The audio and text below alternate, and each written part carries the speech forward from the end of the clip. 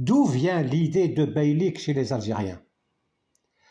Lorsqu'un Algérien surprend un autre Algérien en train de voler ou de détruire un bien public, la réaction spontanée de ce dernier est, avant d'en venir aux mains ou de tirer le couteau, « Yar, c'est la propriété du beylik, en quoi ça te regarde ?» Le mot beylik est d'origine turque et désignait, au temps de l'occupation de l'Algérie par les Ottomans, de 1530 à 1830, les administrations qu'ils ont mises en place à Oran, Constantine et Médéa sous l'autorité du Dey d'Alger. Les régions d'Alger, de Blida et de la Petite Kabylie, appelées Dar Sultan, relevaient de la compétence directe du Dey.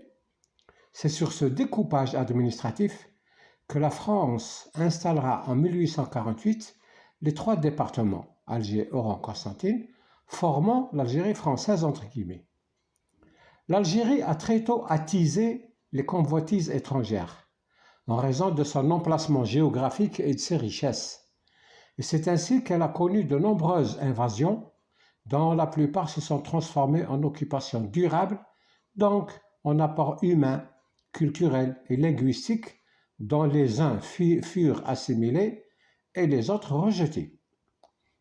Relégués au rang d'étrangers dans leur propre patrie, les Algériens croupissaient entre 2 occupations dans la misère et l'ignorance en attendant le moment de se soulever de nouveau pour laver leur honneur.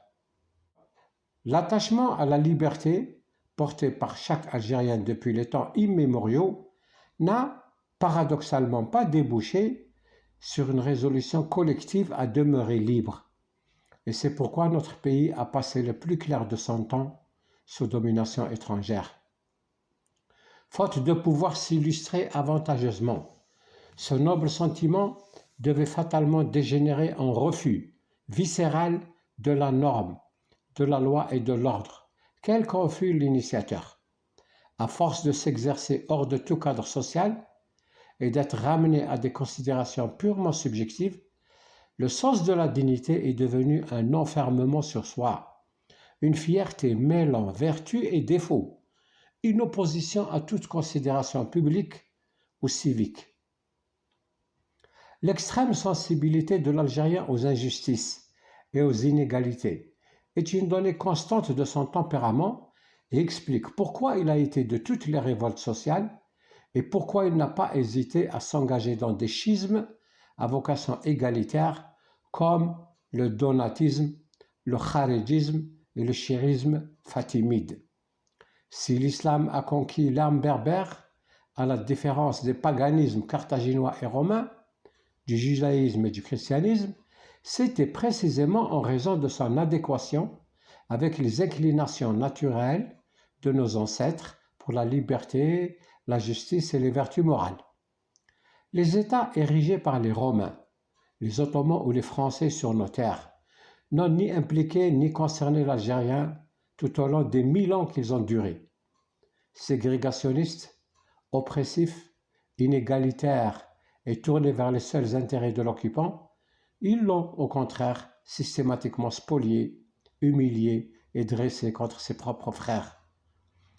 L'organisation administrative qu'ils mettaient en place avait principalement pour but le contrôle des voies de communication et la levée de l'impôt avec le concours de chefs de tribus, de qaïds, haras et autres bacharas que les divers envahisseurs trouvaient à leur service.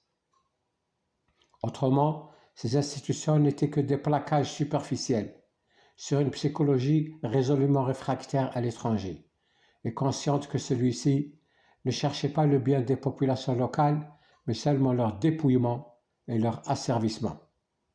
À l'exception de petites minorités qui ont aspiré quelquefois à l'intégration, le gros des Algériens est resté éloigné des mœurs et des normes administratives imposées, et la haine de l'occupant s'étendait tant et si bien à ces formes d'organisation que lorsque celui-ci disparaissait, l'idée négative que s'était fait l'Algérien de la notion d'État subsistait en son fort intérieur, se transformant à la longue en hostilité instinctive, en haine du beylik, de l'État.